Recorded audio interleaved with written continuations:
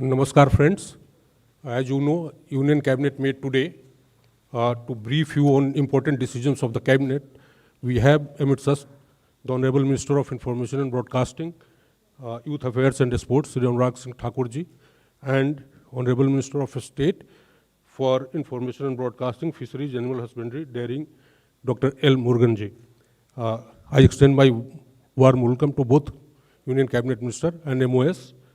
After the briefing by the Minister, floor will be open for questions from you. Thank you. I extend the floor to Honorable. नमस्कार मित्रों, प्रधानमंत्री श्री नरेंद्र मोदी जी के नेतृत्व में आज cabinet की बैठक हुई। प्रधानमंत्री मोदी जी के नेतृत्व में गरीब कल्याण व किसानों को प्राथमिकता देना ये पहले दिन से ही देखने को मिला। हर योजना की नीति के केंद्र में गरीब और किसान हो। और आज भी जो मैं पहला निर्णय आपके बीच में लेकर आया हूँ, वो अगर आप पूर्व में भी देखें तो किसानों को सशक्त करने के सतत प्रयास इस सरकार ने किए हैं।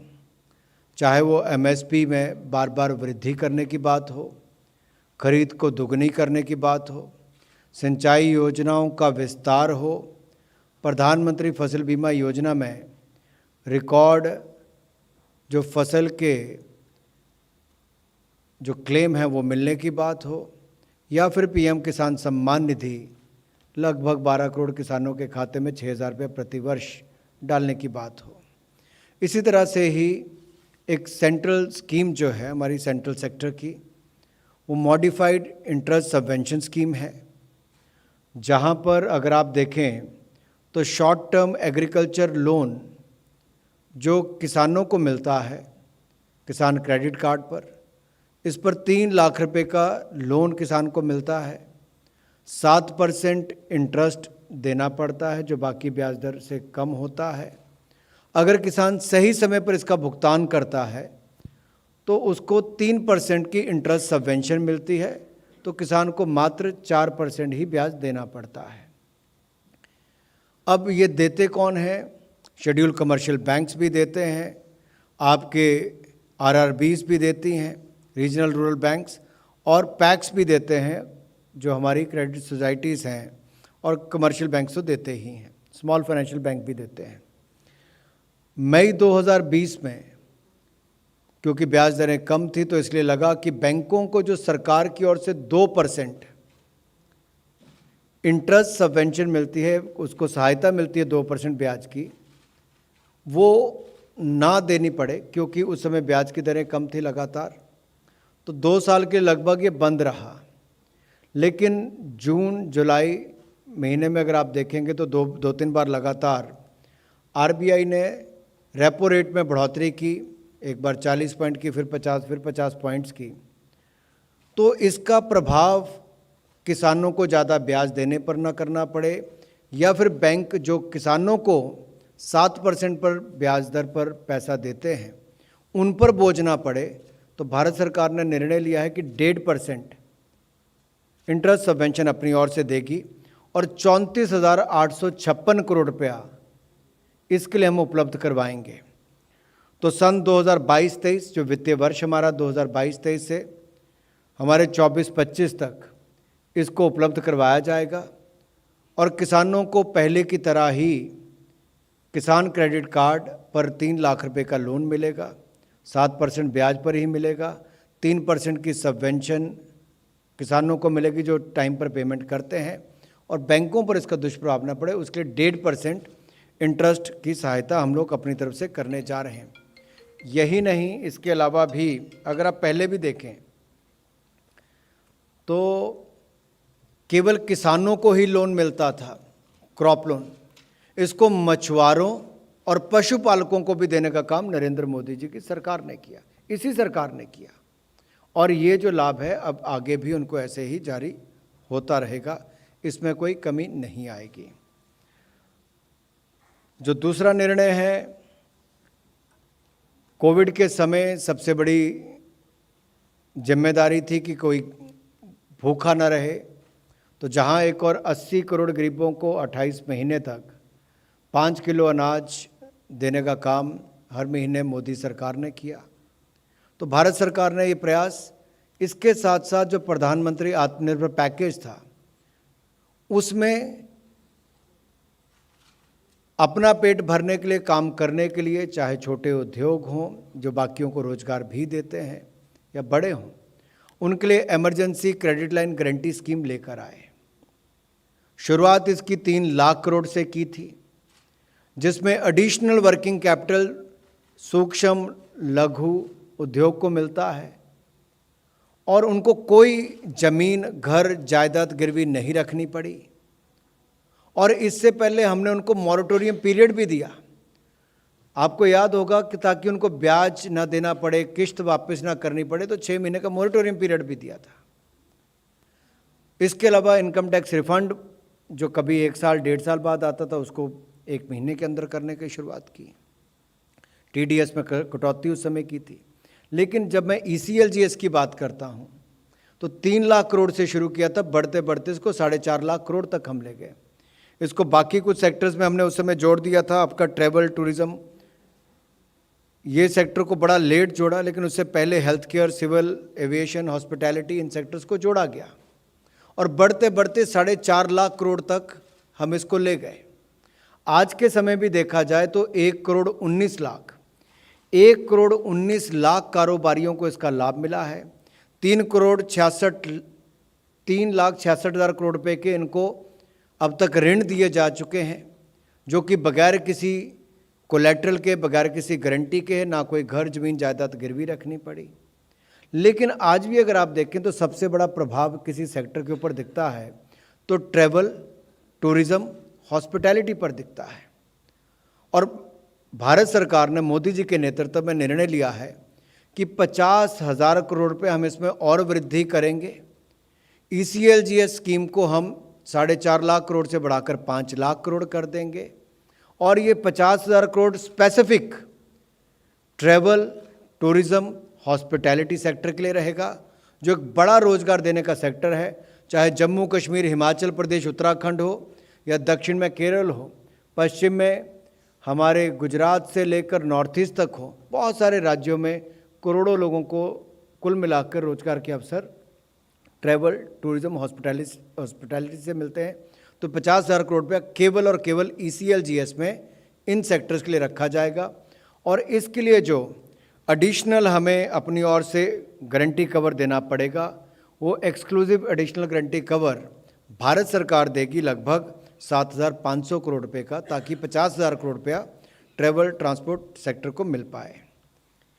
अब तीसरा जो मैं विषय लेने जा रहा हूँ वो ट्रेडिशनल नॉलेज डिजिटल लाइब्रेरी का है। ये ministry of science and technology से जुड़ा हुआ है।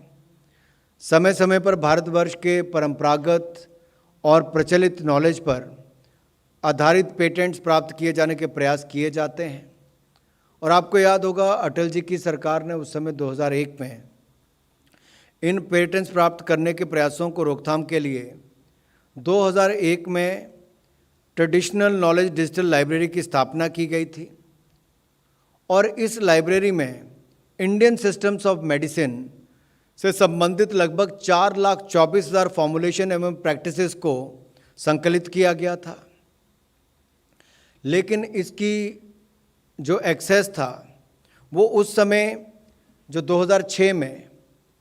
2006 के समय जो सरकार थी उसने इंटरनेशनल पेटेंट ऑफिसेस को तो सुनिश्चित किया कि नई इन्वेंशंस के लिए इन पेटेंट्स पर निर्णय लेने से पहले उनको एक्सेस दिया जा सकता है। और ये इन्वेंशन पूर्ण रूप से नया या नहीं है, इससे पहले इन्वेंशन के बारे में जानकारी प्राप्त करने के लिए उनको एक्सेस ही दिया जाता है। लेकिन कहीं ना कहीं जो भारत भर में हमारे युवा पीढ़ी है उनको अपनी इस विरासत का, जिस विरासत की बात प्रधानमंत्री जी बार बार करते हैं कि युवा पीढ़ी को अपनी विरासत से जोड़ना भी है, अनुसंधान से भी जोड़ना है और विरासत और अनुसंधान को जोड़कर भारत के लिए इस ट्रेडिशनल मेडिसिन के क्षेत्र में भी कुछ नया प्राप्त किया जा सके और ये जो हमारी ओरल ट्रेडिशनल नॉलेज है उसकी डॉक्यूमेंटेशन भी की जा सके। तो इसके लिए आज ये निर्णय लिया गया है कि वर्तमान में जो पेटेंट ऑफिसेज हैं या पेटेंट एप्लीकेंट्स हैं, सॉरी पेटेंट एप्लीकेंट्स हैं, इन्वेंटर्स हैं, रिसर्चर्स हैं, इनको TKDL यानी कि ट्रेडिशनल नॉलेज डिजिटल लाइब्रेरी का एक्सेस दी जाएगी। अभी तक नहीं थी, इनको दी जाएगी। और आपको कारण इसके पता है कि रिसर्चर्स को कई बार यही नहीं पता होता था कि इस क्षेत्र में रिसर्च करें तो क्या इसमें कहीं पहले से रिसर्च तो नहीं हुई।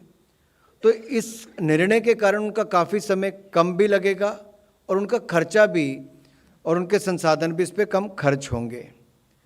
और अगर ये डेटाबेस हम पेटेंट का डेटाबेस है, इसको एप्लीकेंट को एप्लीकेशन के समय उपलब्ध करवा देंगे और इसका एक्सेस होगा, तो ये परिस्थिति नहीं रहेगी कि उनको अपना समय ना बर्बाद करना पड़े, अपने संसाधन भी ना बर्बाद करना पड़े, और हमारे युवा अपनी विरासत को समझकर, पहचान कर, उसकी जानकारी जुटाकर और अनुसंधान करें। जैसे कि अटल इनोवेशन मिशन है, टिंकरिंग लैब्स है, हम इनको भी इसके माध्यम से लाभ पहुंचा सकते हैं।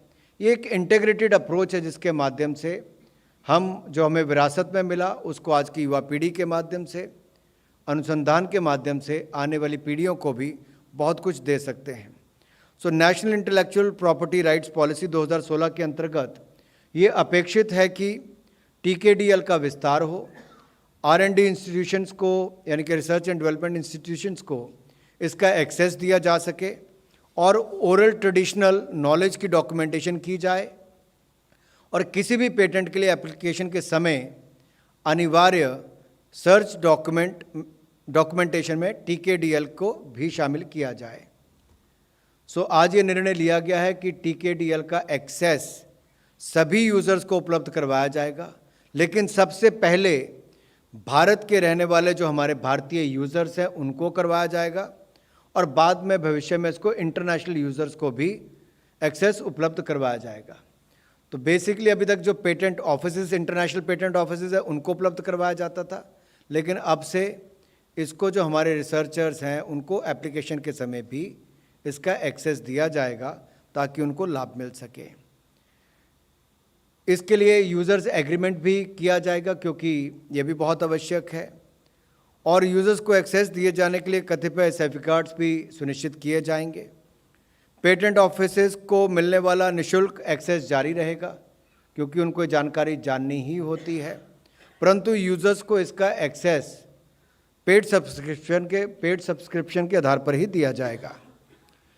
सामान्यतः ओरल, फोक, ट्राइबल, इंडिजीनियस नॉलेज जैसी गोपनीय जानकारी की एक्सेस प्रदान नहीं की जाएगी, और संबंधित जो कम्युनिटी है या व्यक्ति की पूर्व सहमति के बाद ही ये मौखिक पारंपरिक ज्ञान जो ट्रेडिशनल ओरल नॉलेज हमारी है वो हम देने का काम भी करेंगे, उसका एक्सेस भी प्रदान किया जा सकता है। लेकिन इसके एक्सेस के लिए जो मान लीजिए उसके बाद जो आर्थिक लाभ होगा वो फिर उस कम्युनिटी के साथ भी शेयर करना पड़ेगा, ये भी इसमें सुनिश्चित किया गया। ये एक्सेस IT प्लेटफॉर्म के माध्यम से उपलब्ध कराई जाएगी, और एक्सेस के दुरुपयोग को रोकने के लिए जैसे टेक्नोलॉजी में फायरवॉल्स बनाई जाती हैं, सेफगार्ड्स किया जाता है, सिक्योरिटी सेफगार्ड्स, ताकि इसकी मॉनिटरिंग हो सके, डाउनलोड रिस्ट्रिक्शंस हो सकें, ये सब करने हम जा रहे हैं। इससे हमारे स्टूडेंट्स और रिसर्चर्स को TKDL के एक्सेस की सुविधा होगी, व्यापार और रिसर्च एंड डेवलपमेंट को बढ़ावा मिलेगा।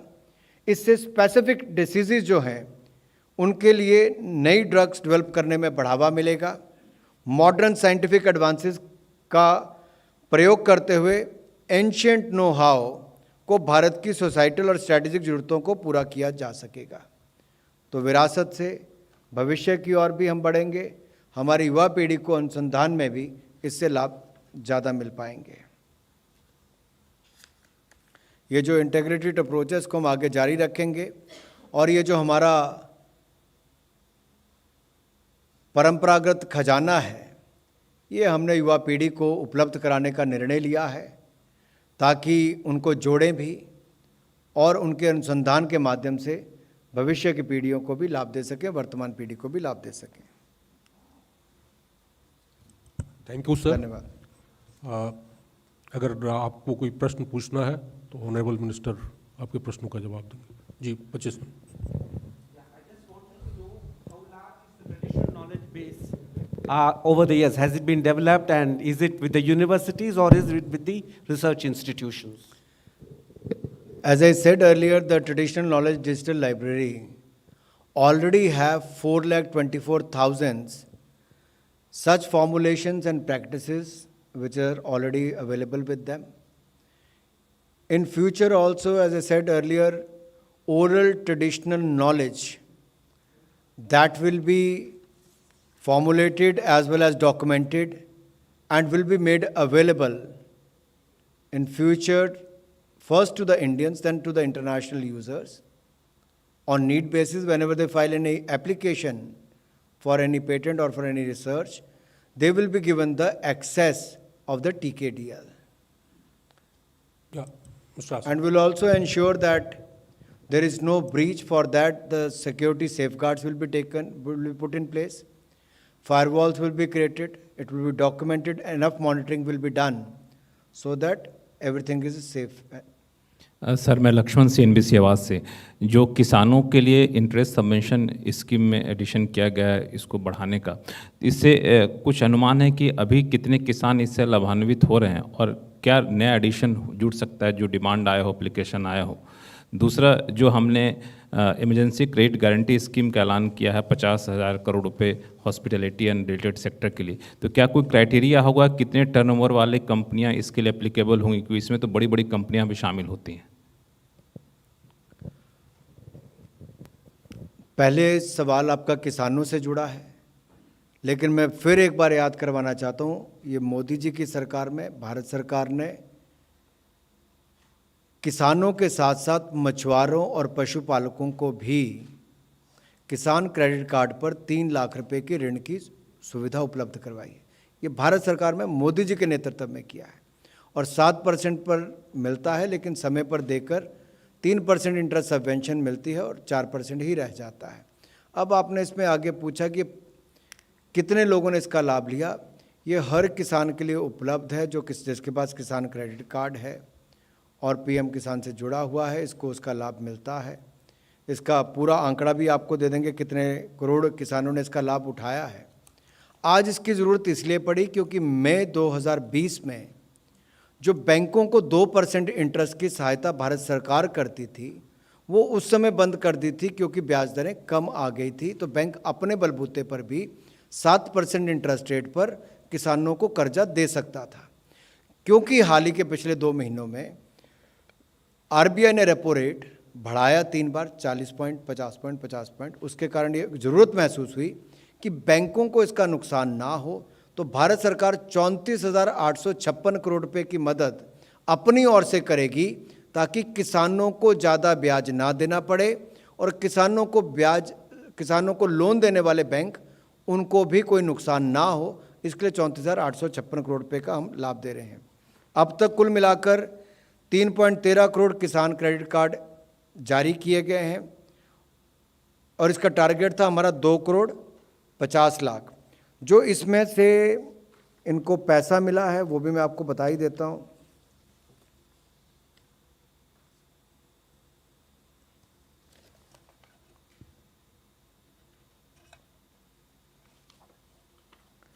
ये 2013-14 में 7,30,000 करोड़ था, जो बढ़कर 16 लाख करोड़ रुपया हुआ है।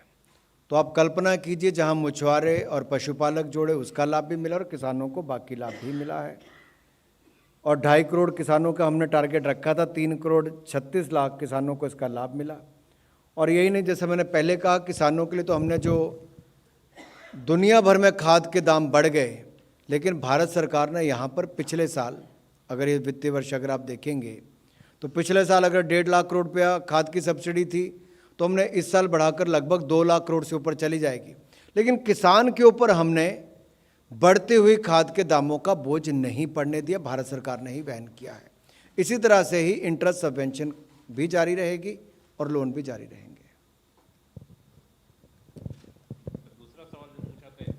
50,000 करोड़ रुपया वो ट्रैवल, टूरिज्म, हॉस्पिटैलिटी सेक्टर के लिए है और पहले भी आपको याद होगा हमने सबके लिए वो किया था, लेकिन उसमें आपने देखा था कि 95% जो है वो MSME ही है, 95% जो लोग हैं MSME हैं।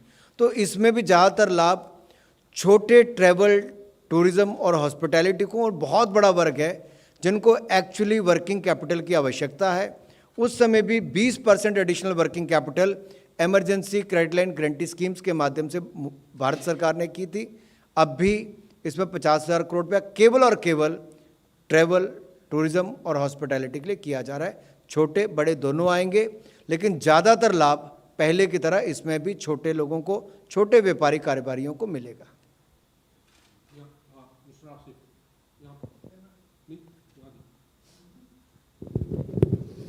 मंत्री जी, मेरा सवाल है कि जो पेटेंट लॉ आप लाए हैं, जो नया, तो इसमें क्या चेंजिंग किया है जिससे फ़र्क पड़ रहा है?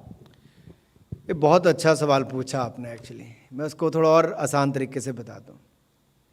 ट्रेडिशनल नॉलेज डिजिटल लाइब्रेरी 2001 में अटल बिहारी वाजपेयी जी की सरकार में बनी। जो हमारी परंपरागत विरासत हमारे पास है, नॉलेज है मेडिसिनल क्षेत्र में, इसके 4,23,000 के लगभग फॉर्मुलेशन और प्रैक्टिसेस को हमने डॉक्यूमेंट करके डिजिटल लाइब्रेरी में रखा। इसका एक्सेस किसको मिलता था? इसका एक्सेस मिलता था इंटरनेशनल पेटेंट ऑफिसेस को। जब कोई पेटेंट के लिए दायर करता था वो चेक करते थे कि ये है कि नहीं है। अब हमने इसको खोल दिया है भारत के रिसर्चर्स को, स्टूडेंट्स को, वैज्ञानिकों को, बाकी सबको, जो भारत के लोग हैं उनको सबसे पहले इसका एक्सेस मिलेगा। इसका लाभ क्या होगा? मान लीजिए आप कोई शोध करना चाहते हैं, आपको जानकारी नहीं होगी कि इस क्षेत्र में पहले शोध हुआ है कि नहीं हुआ। अगर हुआ है तो आप उसका पेटेंट जब अप्लाई करने जाएंगे और वो ट्रेडिशनल डिजिटल नॉलेज लाइब्रेरी में जाके देखेंगे तो किसी के नाम पे वो खड़ा होगा, तो आपका समय और आपके संसाधन उसमें बर्बाद होते हैं, व्यर्थ जाते हैं। उसको रोकने के लिए आपका समय खराब ना हो, आपके संसाधन खराब ना हो, लेकिन आप अनुसंधान में अपना पूरा योगदान दे सकें, तो आपको एक्सेस भी दिया गया है, संसाधन भी बचाए गए, और विरासत में जो हमें मिली नॉलेज है वो भी आपको देने के द्वार खोले गए हैं।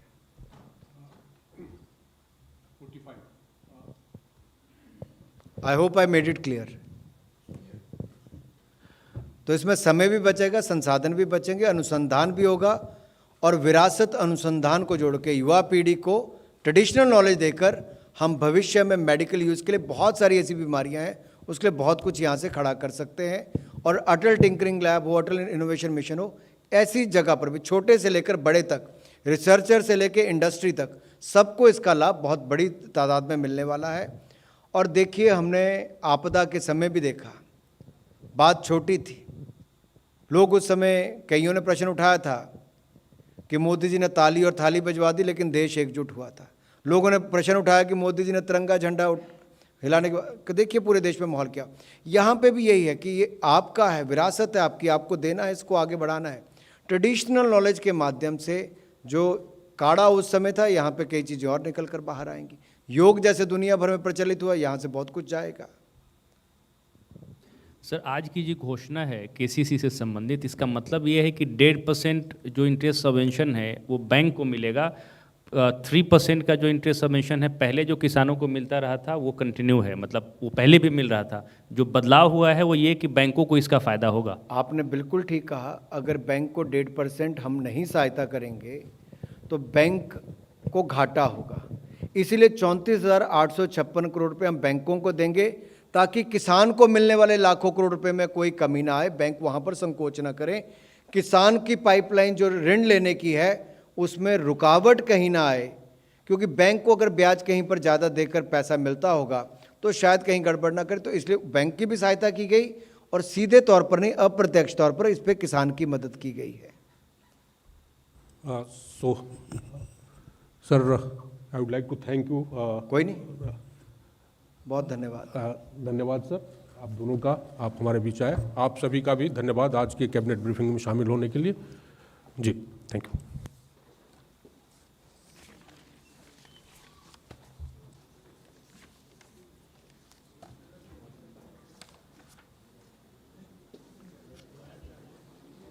the Union Cabinet met today under the able leadership of Prime Minister Narendra Modi ji, and they have decided to provide 1.5% subvention or the interest subsidy to the banks. If you are aware that the short-term agriculture loan up to rupees 3 lakh rupees is being made available by the scheduled commercial banks, regional rural banks, PACs, and the other small financial banks. The farmer has to pay 7% interest rate on this, and if the farmer repay the loan well in time, 3% interest subvention is given. Virtually farmer is paying only 4% interest on that. In May 2020, the central government withdrew 2% interest subsidy which the government provides to these banks, so that banks further lend to the farmers at a lower interest rate. We withdraw that in the year 2020, May 2020. But recently we have seen there is an increase in the repo rate from 40 basis point to 50 basis point and then again 50 basis point. The central government has decided to provide 1.5% interest subvention to these banks so that the scheme should continue and our farmers should benefit directly from this. 34,856 crore rupees will be provided by the central government to the banks so that short-term agriculture loan will be provided to the farmers as usual. This is one. Second is during the COVID time, the central government came out with the emergency credit line guarantee scheme. A provision was made to provide 3 lakh crore rupees to the micro, small, medium enterprises and other businessmen in the country. From time to time that has been increased. It went up to 4.5 lakh crore rupee. The industrialist or the businessmen were not supposed to give any collateral or guarantee to get these loans. They got 20% additional working capital without giving any collateral. As of today, 1 crore 19 lakh such small businessmen have taken a loan of 3 lakh 66,000 crore rupees so far, and the interest rate is also below 9%, which is less than the average interest rate taken charged by the banks. One sector which was badly hit during the COVID-19 pandemic is travel, tourism and hospitality. So today the government decided, the cabinet decided under the leadership of Prime Minister Modi that 50,000 crore rupees as a special scheme will be brought out under the ECLGS, taking it further to 5 lakh crore rupees. So the total ECLGS will go up to 5 lakh crore rupees. 50,000 crore rupees will be specifically given now to travel, tourism and hospitality sector. For that, excessive additional guarantee will be given, the corpus will be given by the central government. That will be 7,500 crore rupees for this scheme. So who will benefit? The travel, tourism and hospitality sector business houses, small, medium, they will all benefit from this. The interest rate will be less. There will be no collateral guarantee. And this will be made specifically for travel, tourism and hospitality sector from Jammu, Kashmir, Himachal, Uttarakhand to the other parts of the country. Every state, every sector will be covered. And third is the traditional knowledge digital library. Traditional knowledge digital library. It was started way back in 2001. with a huge traditional knowledge of 4,23,000 formulations and such practices documented and kept. Now, this has been provided from time to time to the international patent offices to check who owns the patent and all the details. In 2006, the access was restricted only to the international patent offices. The decision today taken is giving the liberty or opening it to all the researchers, students who want to know while filing an application for a patent, the patent access will be given to them, or the access for the traditional knowledge digital library will be given to them, so that they can save their time and money on those items, on those areas where the knowledge is already available, or the patent is already in someone's name, or the research is under someone's name. And the oral traditional knowledge will be documented, which is not documented so far, will also be made available in the future. So this is going to help immensely the younger generation, the youth of the country, with the huge traditional knowledge base we have. And it will also help them to do research and come out with various products in certain areas where it is required for the medicinal use. So this will further help our young students and the researchers. Anything else?